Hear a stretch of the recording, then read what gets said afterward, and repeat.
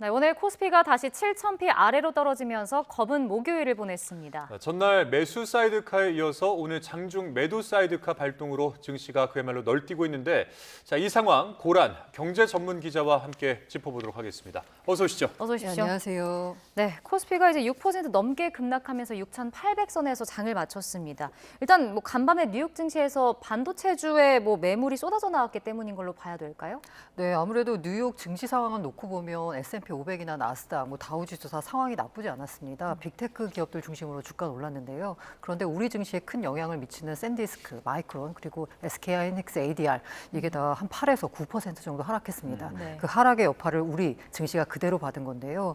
많이들 아시겠지만 우리 증시에서 삼전닉스, 삼성전자, SK하이닉스가 차지한 시가총액 비중이 60%, 그에 연관된 SK스퀘어 이런 종목까지 합치면요 70%입니다. 그러니까 반도체 기업 주가가 떨어지면 코스피 지수가 그대로 밀리는 현상이 지금 반복되고 있는 거죠. 네. 그러니까 반도체 업황에 대해서 이미 고점을 찍은 거다.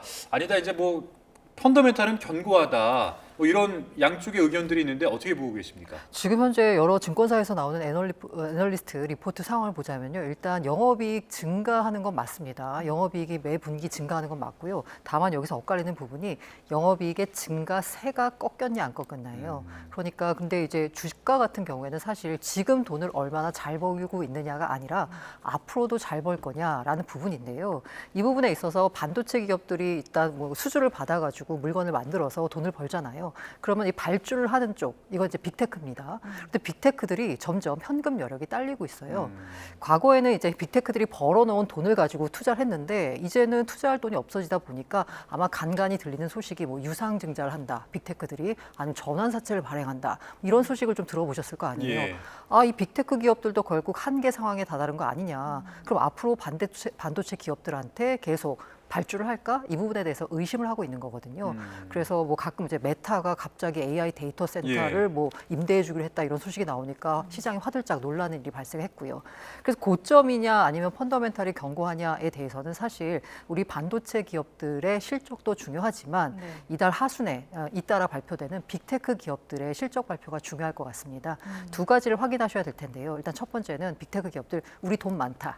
현금 흐름이 있다거나 아니면 어떤 식으로든 현금을 확보했다라는 부분이요. 두 번째는 이 돈 갖고 우리 투자 계속할 거야 라는 메시지를 시장에 줘야지 아마 반도체 기업들, 우리 기업들의 주가도 다시 상승적으로 방향을 틀지 않을까라는 생각이 듭니다. 네, 그러니까 실적 발표를 좀 주의 깊게 살펴봐야 될 것 같고요. 근데 이제 요새 이제 증시를 보면 매일 급등락도 심하고 사실 변동성이 크지 않습니까? 네. 오늘도 이제 매도 사이드카가 발동됐는데 올해 18번째거든요. 이게 하루 걸러 하루 발동되는 느낌인데 정부가 이제 단일 종목 레버리지 ETF를 주요 원인으로 보는 것 같더라고요. 네. 이게 그 변동성을 약간 이게 원인이라고 근본적인 원인이라고 볼 수 없지만 앞서 말씀드린 지수의 이 변동 폭을 키우는 직접적인 원인은 맞는 것 같습니다. 사실 단일 종목 레버리지 ETF가 나온 다음에 느끼시기에도 아마 하루에 코스피 지수가 왜 이렇게 왔다 갔다 하지? 그리고 홀짝 게임이야. 하루는 급등하고 하루는 급락하고 이런 상황이 펼쳐진 것 같은데요. 네. 이 레버리지 ETF가 아마 금융당국에서 허용할 때도 이 정도로 시장에 미치는 영향이 클 거라고 생각을 못 하셨을 것 같습니다. 그런데 시장의 영향이 클 수밖에 없는 게요. 이게 나온 시점이 코스피 지수가 막 상승하면서 7,000피, 8,000피, 9,000피를 그냥 다이렉트로 통과하던 그 시점에서 나왔거든요. 5월 말에 나왔는데 그때 투자자들 레버리지 ETF를 사는 개인들의 마음이 어떤 마음이었냐면 야, 그간에 국장 탈출은 지능순이다라고 하면서 코스피 지수를 외면했었는데 내가 투자 안 하고 있는 사이에 코스피 지수가 너무 많이 오른 겁니다. 그럼 요걸 빨리 따라잡으려면 돈이 많거나 아니면 수익률이 높아야 되잖아요. 돈은 많지 않으니까 수익률을 높일 수 있는 방법, 마침 레버리지 ETF가 나왔네 라고 하면서 레버리지 ETF를 너무 많이들 투자를 하셨습니다. 네. 그래서 게다가 이제 레버리지 ETF의 특성상, 그리고 투자하시는 분들의 특성상 단기간에 많이 벌고 싶으신 거잖아요. 예. 그러다 보니까 회전율이 굉장히 높습니다. 하루에도 몇 번씩 샀다 팔았다 하는 건데요.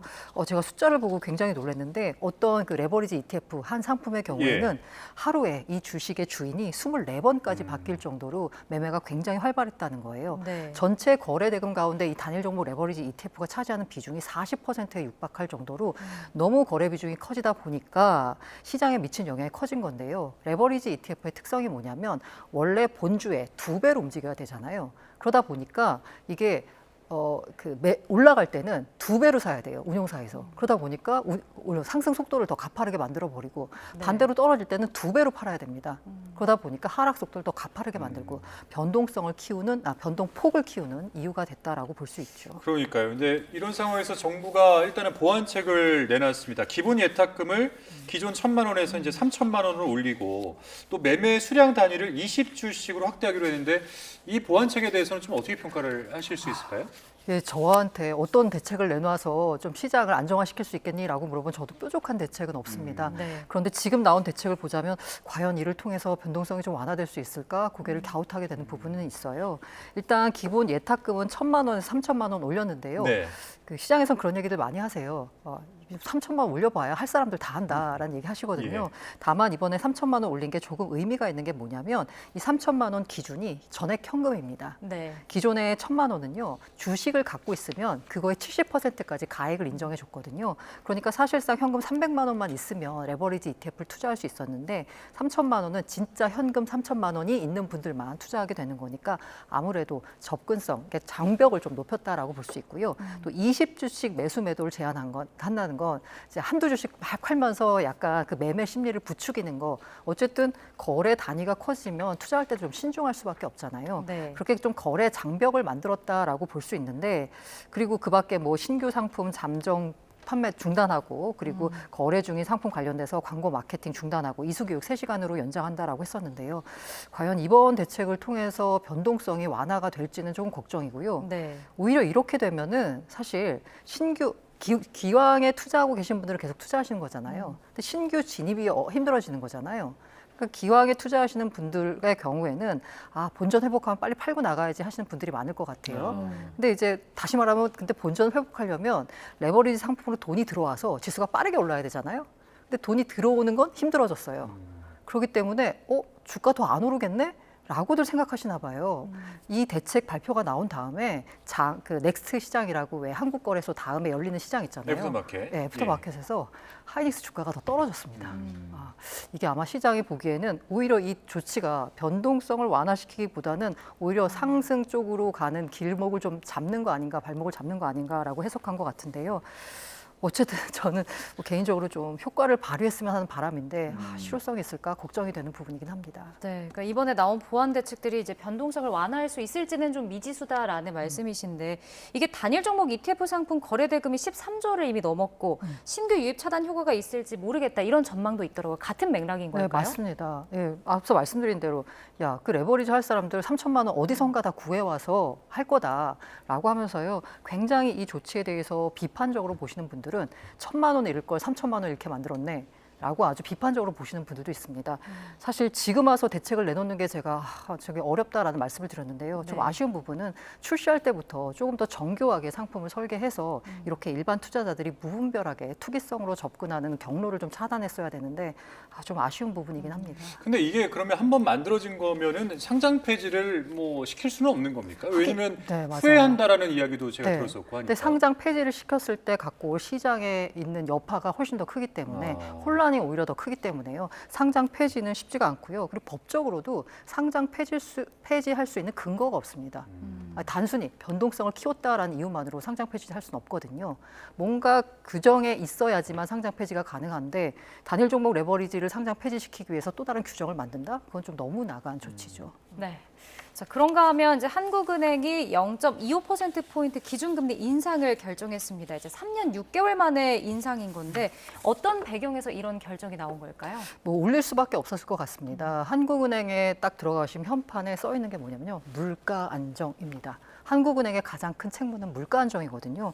그런데 6월 소비자 물가 상승률이 3.2%가 됐어요. 목표치가 2%거든요. 네. 훨씬 뛰어넘는 수치죠. 게다가 중동발 지정학적 갈등 좀 잠잠해지는가 싶었는데 또 장기화될 조짐을 보이고 있고요. 이러다 보니까 물가 상승 압력이 있으니 금리를 올릴 수밖에 없다는 판단이었을 거고요. 금리를 올려야 되는데 만약에 우리 경기가 좋지 않다라고 하면 아마 올리기도 좀 힘들었을 것 같습니다. 그런데 우리 경제 굉장히 좋습니다. 물론 이 경제가 반도체 호황 때문입니다.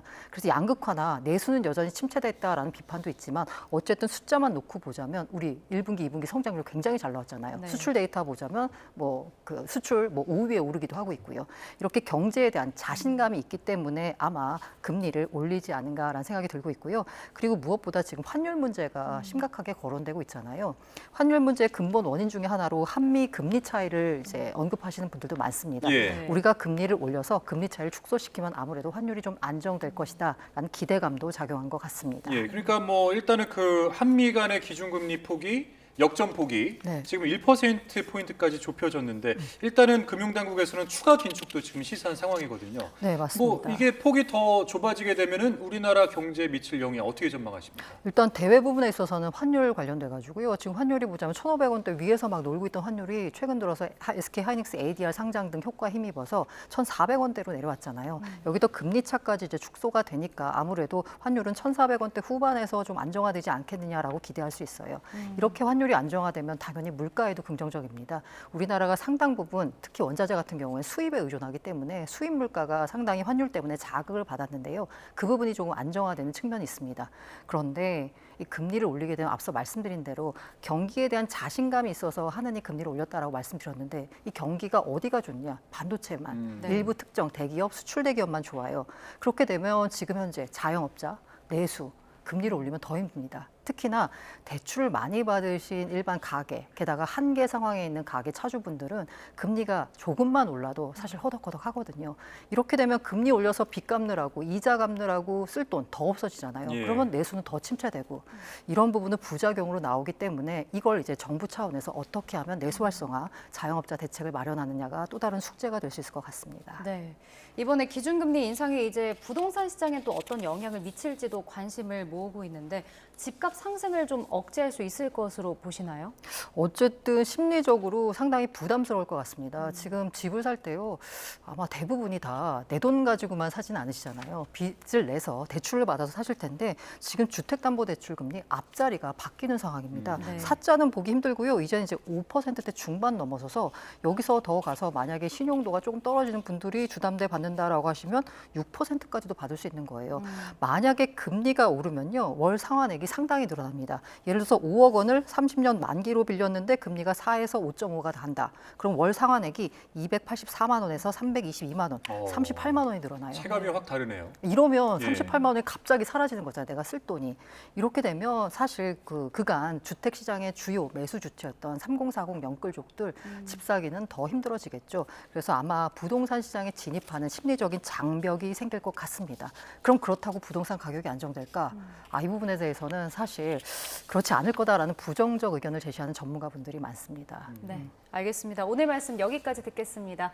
지금까지 고란 경제 전문 기자와 함께했습니다. 오늘 말씀 고맙습니다. 고맙습니다.